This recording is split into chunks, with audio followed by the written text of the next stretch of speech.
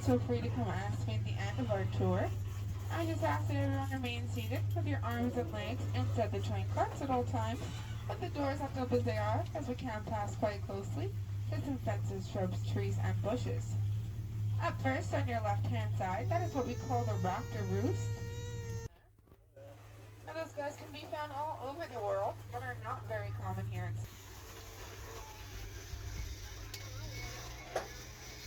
On the other side, we have our red-tailed hawk. Now, they are the most common hawk found here in Saskatchewan, and you can usually see them riding what are called warm air currents to catch. That is our Affinity Learning Center. On the inside, we have different species of reptiles, amphibians, and a snake named Pretzel. And on the outside, we have a very famous Georgia, and she is used for education programs here at the zoo. I think those will be European boxers. On the left-hand side of the senior female, which they call the queen, they have the lowest member of the mob stand on the perimeter at all times to keep watch for predators. Now, unfortunately, those guys were extirpated from a lot of their homeland here in Canada due to habitat loss. But thanks to some conservation acts, the numbers are slowly beginning to rise, and they're no longer an endangered species, but are still quite rare.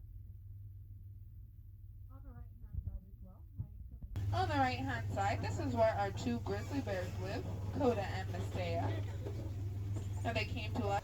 There's one of them coming out of his little shack, and the other one is currently swimming in his pool. Choo-choo! Choo-choo!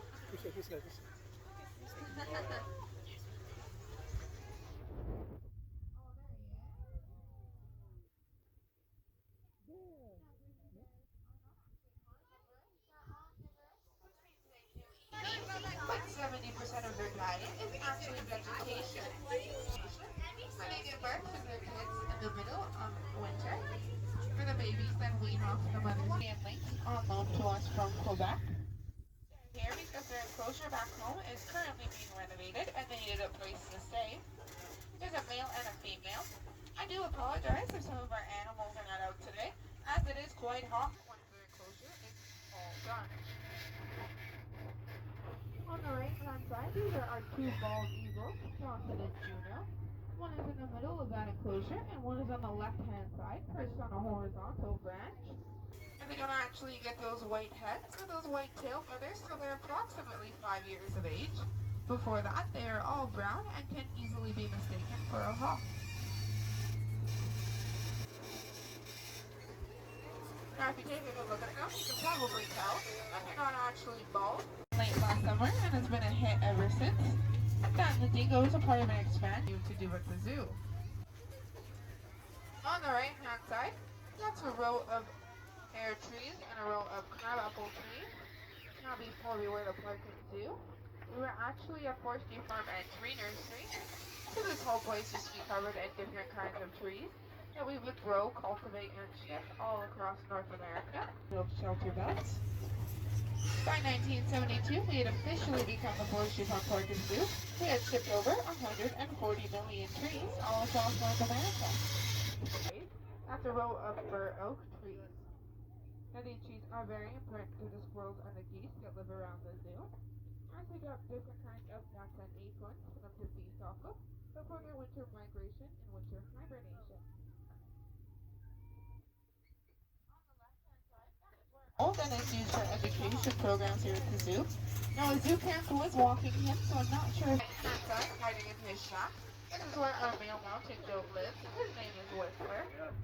Now Whistler was male, but due to being a little bit too aggressive, we had to move him on his own to keep themselves cool then. Coming up on the left-hand side of it, that is our male. His name is Dante. Dante is actually only half a plains bison and half a Charolais cow, and that's what gives him that white coloring to his fur.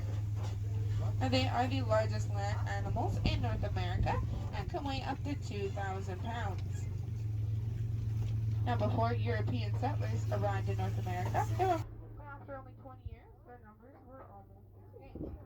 But thanks to conservation, we are slowly beginning to increase those numbers, and they are beginning to put them back into national parks, such as Prince Albert National Park here in Saskatoon, to give birth each year.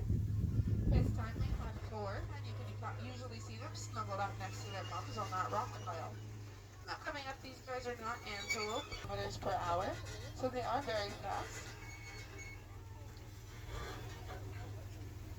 They had three babies this year, a set of twins and one on its own.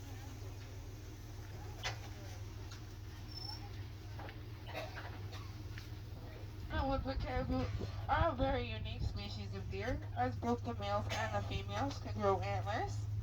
As for alpine